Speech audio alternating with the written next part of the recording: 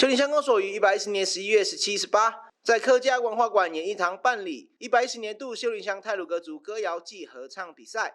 本次竞赛活动共分为个人组、幼儿齐唱组以及团体合唱组。其中个人组与团体合唱组由依学年龄分组竞赛。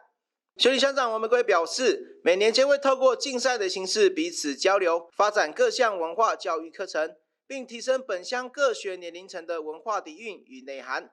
也感谢竞赛的好手们能年年在太鲁阁族重要的音乐赛事中拿出最好的表现。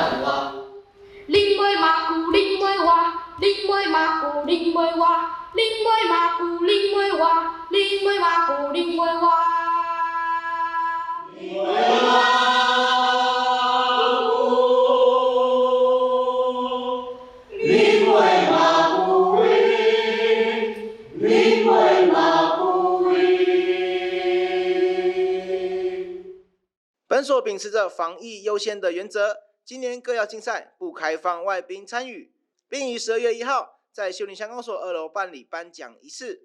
本所期望借由族语竞赛的交流活动，能够提升本乡太鲁阁族学生及部落族人学习传颂本族歌谣以及学习族语的兴趣，进而永续发扬太鲁阁族先祖的文化。秀林乡公所美宣组报道。秀林乡的 LINE@ 官方账号正式上线喽！只要扫描荧幕上的 QR code， 或者在 LINE 搜寻 ID， 赶紧加入我们，即可获得乡内第一手消息。还在等什么？拿起你的手机加入我们吧！